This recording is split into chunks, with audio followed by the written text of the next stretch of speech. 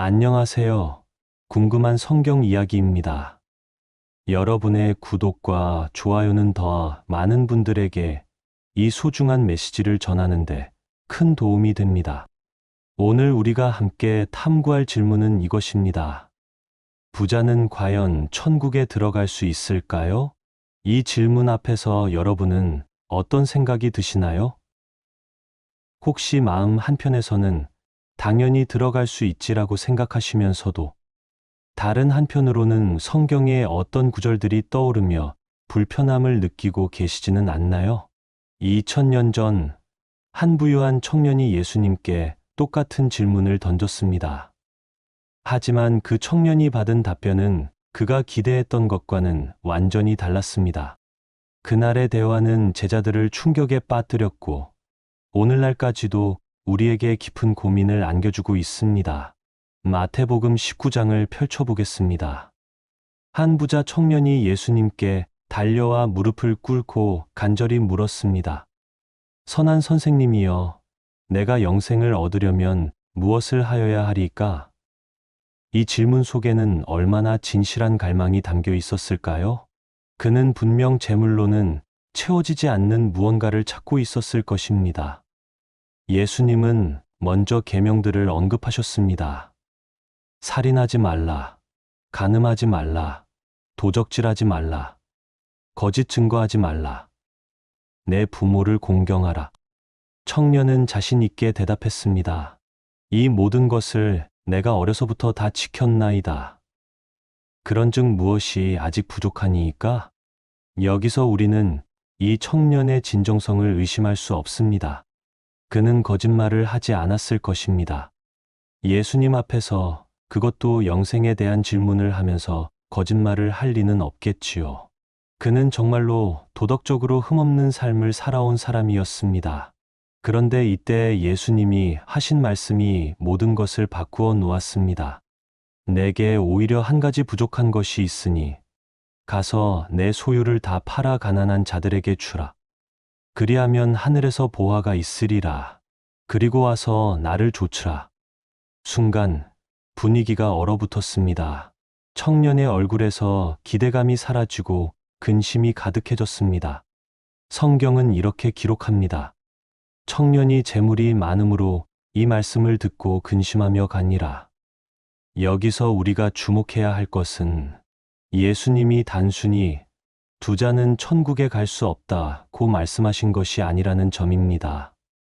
그분은 이 특정한 청년의 마음을 꿰뚫어 보셨습니다.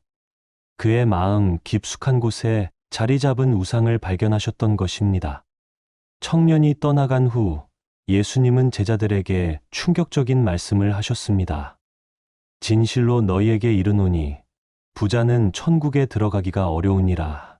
다시 너희에게 말하노니 낙타가 바늘귀로 들어가는 것이 부자가 하나님의 나라에 들어가는 것보다 쉬우니라.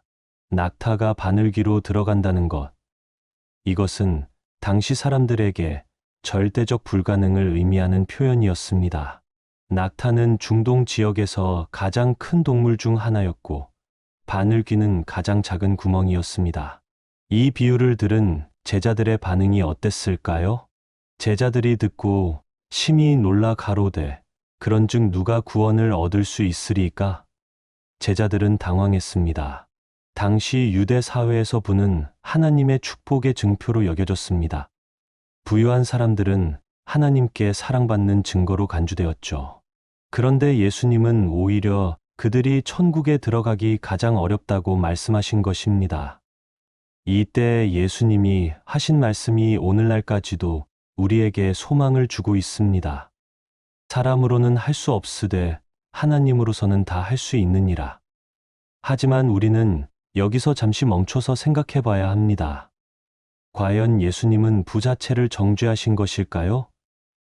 아니면 다른 무언가를 지적하신 것일까요? 구약을 살펴보면 하나님께서 아브라함에게, 이삭에게, 야곱에게 물질적 축복을 주신 것을 볼 수 있습니다. 솔로몬의 부와 지혜는 하나님께서 주신 것이었죠.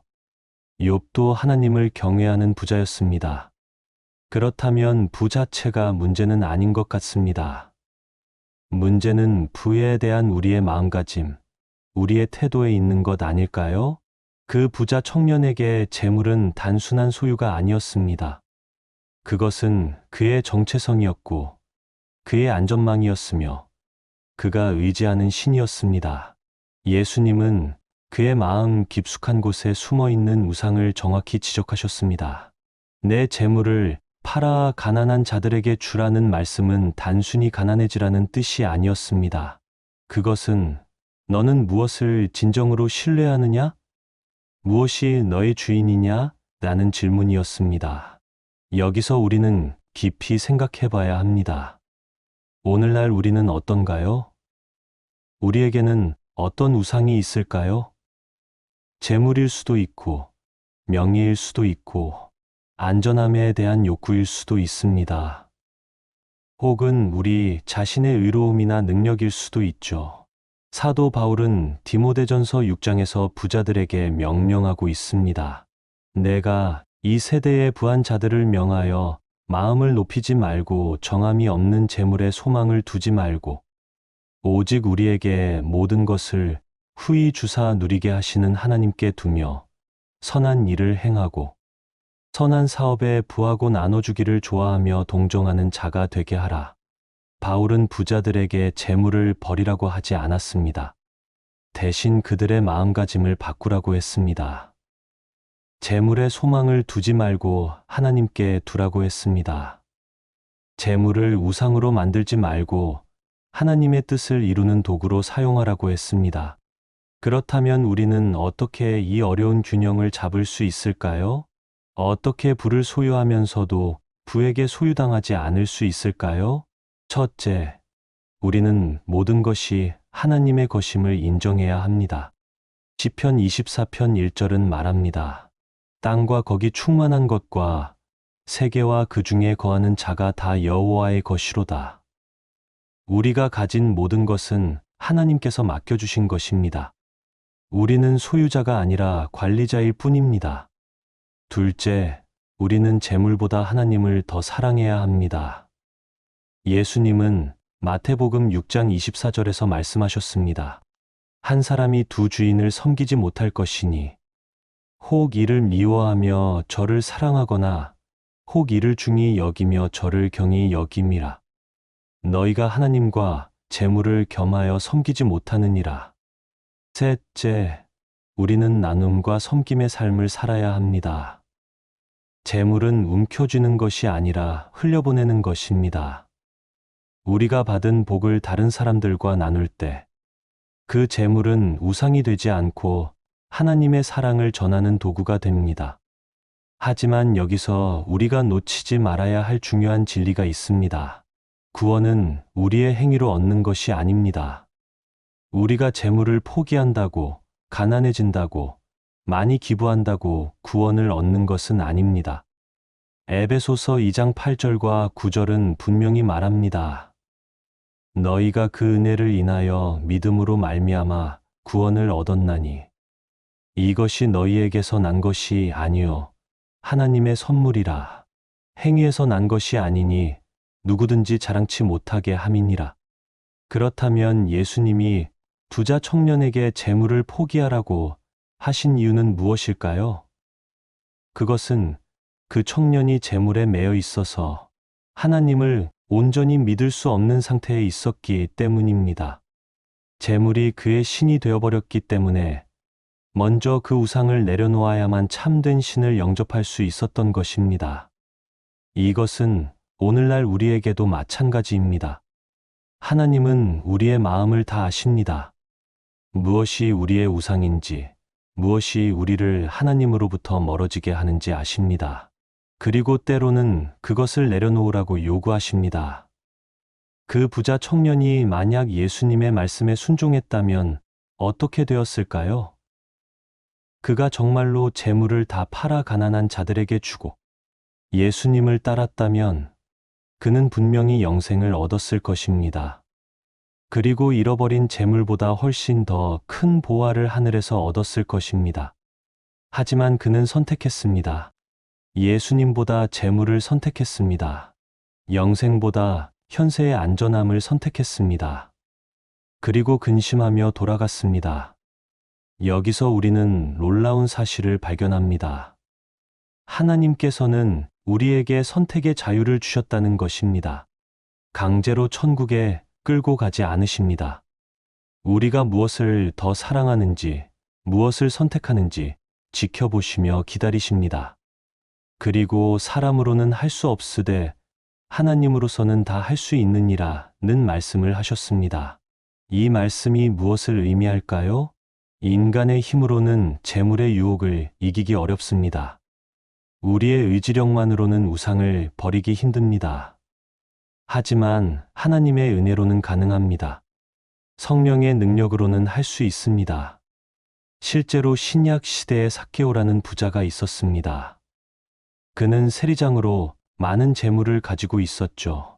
하지만 예수님을 만나고 난 후 그의 반응은 그 청년과 달랐습니다. 주여, 내 소유의 절반을 가난한 자들에게 주겠사오며 만일 뉘게서 토색한 일이 있으면 4배나 갚겠나이다. 삭개오는 강요받지 않았습니다. 예수님이 그에게 재물을 포기하라고 명령하지도 않으셨습니다. 하지만 그는 자발적으로 기쁨으로 나누기로 결정했습니다. 왜일까요? 그의 마음에 하나님의 사랑이 부어졌기 때문입니다. 이것이 바로 하나님의 방법입니다. 외부에서 강제로 변화시키는 것이 아니라 내부에서부터 새롭게 만드시는 것입니다. 마음을 변화시키시면 행동도 자연스럽게 따라옵니다. 그렇다면 오늘날 부유한 그리스도인들은 어떻게 살아야 할까요? 모든 재물을 다 버려야 할까요? 성경을 종합해서 보면 하나님은 모든 부자에게 똑같은 요구를 하지 않으십니다. 어떤 사람에게는 재물을 포기하라고 하시고 어떤 사람에게는 재물을 잘 관리하며 하나님의 나라를 위해 사용하라고 하십니다. 중요한 것은 재물의 많고 적음이 아니라 그 재물에 대한 우리의 마음가짐입니다. 재물을 주인으로 섬기는가 아니면 하나님을 주인으로 섬기는가가 핵심입니다. 앞서 우리는 부자 청년의 이야기를 통해 재물과 구원의 관계에 대해 살펴보았습니다. 이제 이 문제를 더욱 깊이 파헤쳐보고 오늘날 우리의 삶에 어떻게 적용할 수 있는지 함께 생각해 보겠습니다. 디모데전서 6장 9절과 10절을 다시 살펴보겠습니다. 돈을 사랑함이 일만 악의 뿌리가 되나니 이것을 사모하는 자들이 미혹을 받아 믿음에서 떠나 많은 근심으로써 자기를 찔렀도다. 여기서 바울이 말하는 것은 돈이 아니라 돈을 사랑함이 문제라는 것입니다. 재물 자체가 악한 것이 아니라 재물에 대한 잘못된 사랑이 문제라는 뜻입니다. 이 구절은 우리에게 매우 중요한 통찰을 제공합니다. 돈을 사랑한다는 것은 무엇을 의미할까요? 그것은 돈을 우리의 안전과 행복의 원천으로 여기는 것입니다. 돈이 있으면 모든 문제가 해결될 것이라고 믿는 것입니다. 돈을 통해 자신의 가치를 증명하려고 하는 것입니다. 하지만 성경은 이러한 태도가 일만 악의 뿌리가 된다고 경고합니다. 돈에 대한 잘못된 사랑은 거짓말, 사기, 배신, 탐욕, 교만, 무자비함 등 온갖 악한 행위로 이어집니다. 그리고 결국에는 믿음에서 떠나게 만듭니다. 이것이 바로 그 부자 청년에게 일어난 일입니다. 그는 도덕적으로 완전해 보였지만 재물에 대한 사랑이 그를 예수님으로부터 멀어지게 만들었습니다. 그의 재물 사랑은 결국 그를 영생으로부터도 멀어지게 했습니다. 그렇다면 우리는 어떻게 이 함정에서 벗어날 수 있을까요? 어떻게 재물을 가지면서도 재물을 사랑하지 않을 수 있을까요? 첫 번째 열쇠는 감사입니다. 디모데전서 6장 6절부터 8절까지 보겠습니다. 그러나 자족하는 마음이 있으면 경건이 큰 이익이 되느니라. 우리가 세상에 아무것도 가지고 온 것이 없음에 또한 아무것도 가지고 가지 못하리니 우리가 먹을 것과 입을 것이 있은즉 족한 줄로 알 것이니라. 자족하는 마음, 이것이 핵심입니다. 현재 하나님께서 주신 것에 감사하며 만족하는 마음입니다. 더 많은 것을 갈망하며 조급해하지 않는 마음입니다. 하지만 이것이 게으름이나 무관심을 의미하지는 않습니다. 우리는 최선을 다해 일해야 하고 지혜롭게 계획해야 하며 미래를 위해 준비해야 합니다. 다만 그 모든 과정에서 하나님을 신뢰하고 현재에 감사하는 마음을 잃지 않아야 한다는 것입니다. 두 번째 열쇠는 영원한 관점입니다. 누가복음 12장에서 예수님은 어리석은 부자의 비유를 들려주셨습니다. 그 부자는 풍성한 수확을 거두고는 이렇게 생각했습니다. 내가 곡식 쌓아둘 곳이 없구나. 어떻게 할꼬? 내 곳간을 헐고 더 크게 지어 내 모든 곡식과 물건을 거기 쌓아두리라. 또 내 영혼에게 이르되, 영혼아, 여러 해 쓸 물건을 많이 쌓아두었으니 평안히 쉬고 먹고 마시고 즐거워하자 하리라. 하지만 하나님께서는 그에게 이렇게 말씀하셨습니다. 어리석은 자여, 오늘 밤에 내 영혼을 도로 찾으리니 그러면 내 예비한 것이 네 것이 되겠느냐? 이 비유는 우리에게 인생의 진정한 우선순위가 무엇인지 가르쳐 줍니다. 우리는 모두 죽습니다. 그리고 죽을 때 아무것도 가져갈 수 없습니다. 그렇다면 진정으로 중요한 것은 무엇일까요? 영원한 것들입니다. 예수님은 마태복음 6장 19절부터 20절에서 말씀하셨습니다. 너희를 위하여 보물을 땅에 쌓아두지 말라. 거기는 좀과 동록이 해하며 도적이 구멍을 뚫고 도적질하느니라. 오직 너희를 위하여 보물을 하늘에 쌓아두라. 거기는 좀이나 동록이 해하지 못하며 도적이 구멍을 뚫지도 못하느니라. 하늘에 보물을 쌓는다는 것은 무엇을 의미할까요? 그것은 하나님의 나라를 위해 투자하는 것입니다. 사람들에게 사랑을 베푸는 것, 복음을 전하는 것, 정의를 실현하는 것, 가난한 자들을 돌보는 것입니다. 세 번째 열쇠는 나눔입니다. 디모데전서 6장 17절부터 18절을 다시 보겠습니다. 내가 이 세대의 부한 자들을 명하여 마음을 높이지 말고 정함이 없는 재물에 소망을 두지 말고 오직 우리에게 모든 것을 후히 주사 누리게 하시는 하나님께 두며 선한 일을 행하고 선한 사업에 부하고 나눠주기를 좋아하며 동정하는 자가 되게 하라. 나눔은 단순히 여분의 것을 주는 것이 아닙니다. 그것은 우리의 마음을 재물로부터 자유롭게 해주는 영적인 행위입니다. 우리가 나눌 때 우리는 재물이 우리의 주인이 아니라는 것을 선언하는 것입니다. 또한 나눔은 하나님의 성품을 닮아가는 것입니다. 하나님은 우리에게 모든 것을 주셨습니다. 당신의 아들까지도 아끼지 않으시고 주셨습니다. 우리가 나눌 때 우리는 하나님의 관대하심을 세상에 나타내는 것입니다. 하지만 여기서 우리가 주의해야 할 것이 있습니다.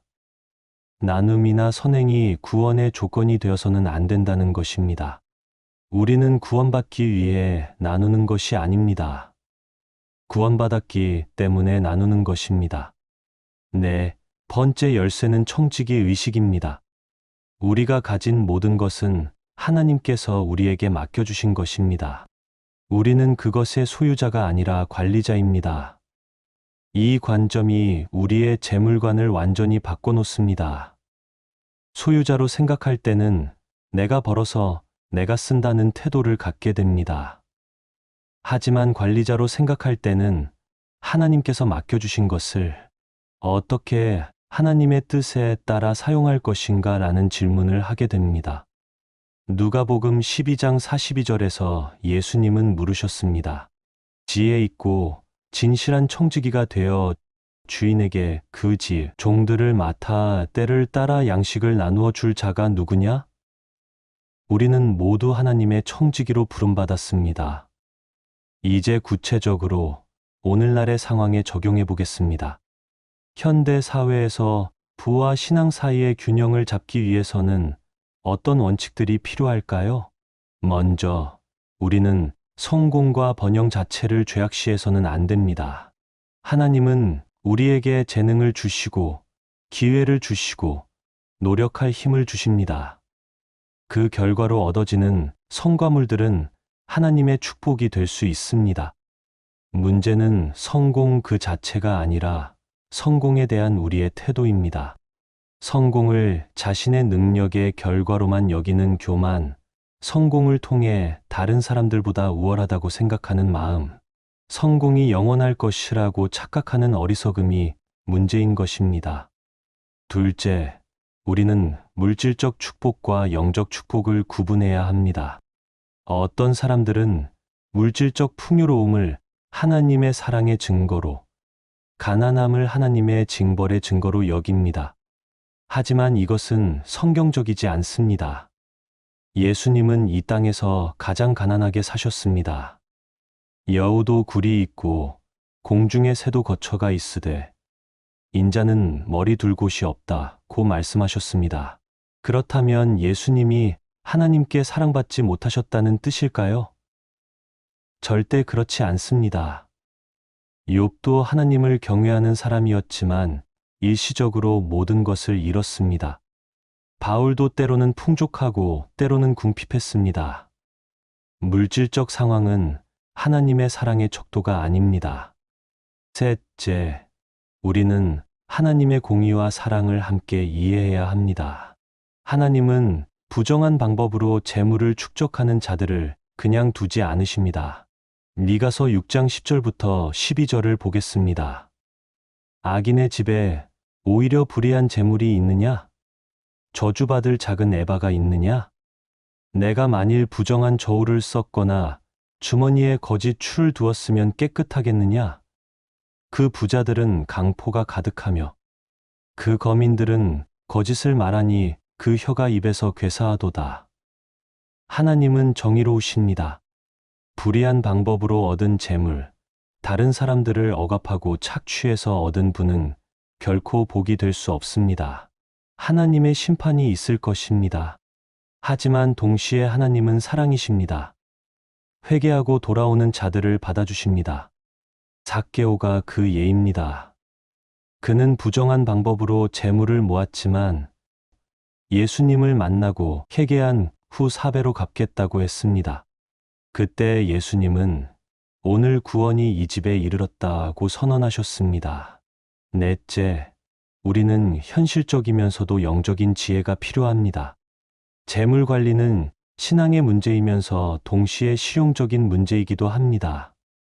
예를 들어, 자녀 교육비를 위해 저축하는 것은 지혜로운 일입니다.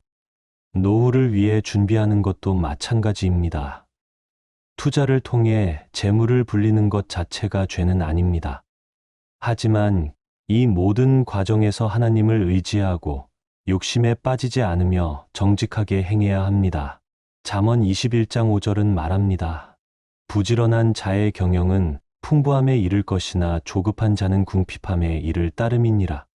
성경은 부지런함과 지혜로운 계획을 권장합니다. 하지만 동시에 모든 계획의 성패가 하나님의 손에 있음을 인정해야 합니다. 다섯째, 우리는 다음 세대에 대한 책임감을 가져야 합니다. 잠언 13장 22절은 말합니다. 선인은 그 산업을 자자손손에게 끼치거니와 죄인의 재물은 이인을 위하여 쌓이느니라.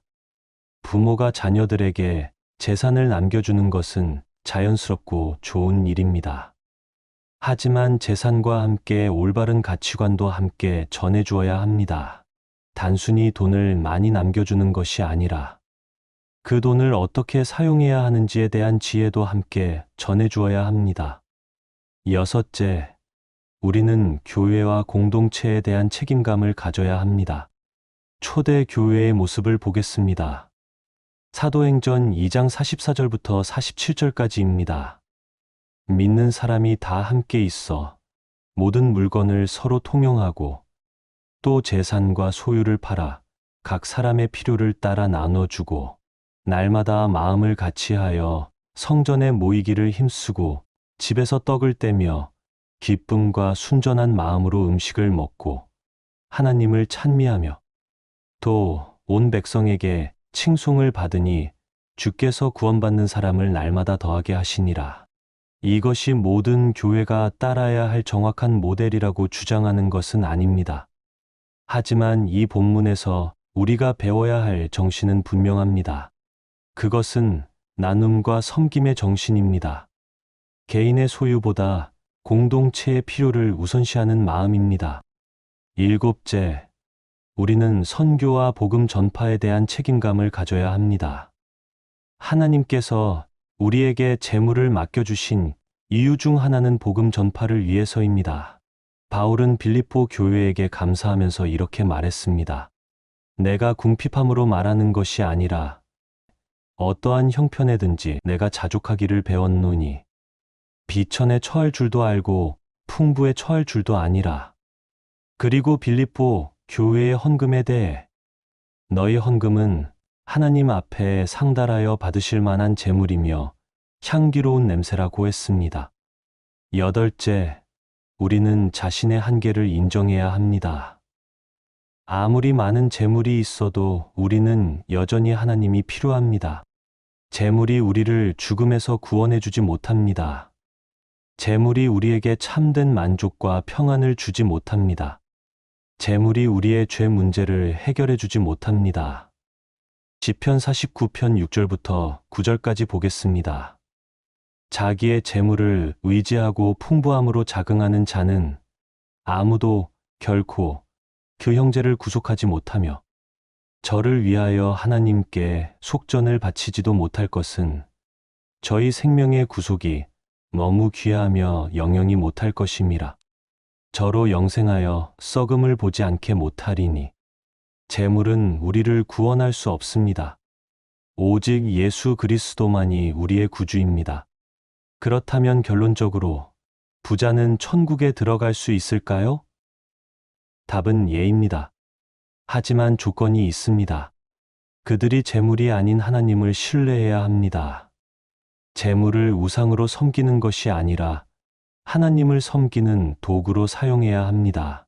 낙타가 바늘기로 들어가는 것이 불가능한 것처럼 인간의 힘으로는 재물의 유혹을 이기기 어렵습니다. 하지만 하나님으로서는 다 할 수 있습니다. 하나님의 은혜로 가능합니다. 오늘날 우리는 역사상 그 어느 때보다 물질적으로 풍요로운 시대에 살고 있습니다. 이것은 축복이면서 동시에 큰 유혹이기도 합니다. 우리는 이 축복을 어떻게 사용할 것인지 결정해야 합니다. 하나님은 우리에게 자유의지를 주셨습니다. 그 부자 청년처럼 재물을 선택하고 근심하며 돌아갈 수도 있고 삭개오처럼 기쁨으로 나누며 구원을 경험할 수도 있습니다. 선택은 우리의 몫입니다. 하지만 우리가 기억해야 할 것은 우리의 선택이 단순히 개인적인 문제로 그치지 않는다는 것입니다. 우리의 선택은 우리 가족에게, 우리 공동체에게, 그리고 다음 세대에게 영향을 미칩니다. 만약 당신이 지금 재물과 하나님 사이에서 갈등하고 있다면 두려워하지 마십시오. 그 갈등 자체가 건강한 신앙의 증거일 수 있습니다. 중요한 것은 그 갈등을 혼자 해결하려고 하지 말고 하나님께 맡기는 것입니다. 기도하십시오. 하나님, 제 마음을 아십니다. 제가 무엇을 진정으로 사랑하는지 아십니다. 저를 자유롭게 해 주십시오. 재물의 노예가 되지 않게 해 주십시오. 재물을 통해 당신의 나라를 섬길 수 있게 해 주십시오. 그리고 실천하십시오. 작은 것부터 시작하십시오. 누군가에게 도움을 베푸십시오.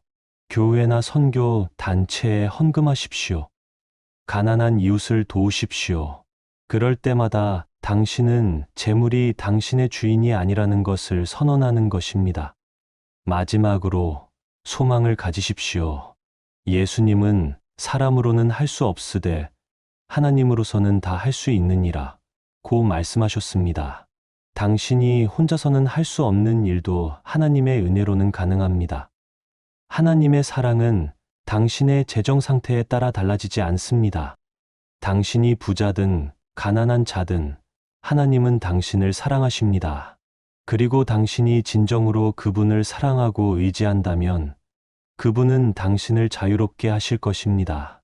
부자 청년은 근심하며 돌아갔지만 당신은 기쁨으로 주님을 따를 수 있습니다.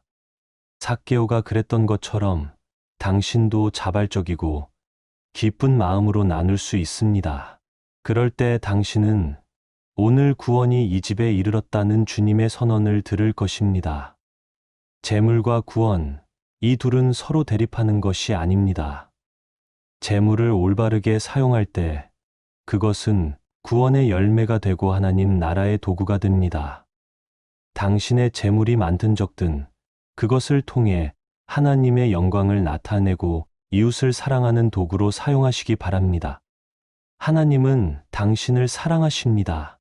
그리고 당신이 참된 자유를 누리며 복음 안에서 기쁨을 발견하기를 원하십니다. 재물의 노예가 아닌 하나님의 자녀로, 두려움이 아닌 소망으로, 근심이 아닌 감사로 살아가시기 바랍니다. 댓글로 여러분의 생각과 간증을 나누어 주세요. 함께 기도하며 응답하겠습니다.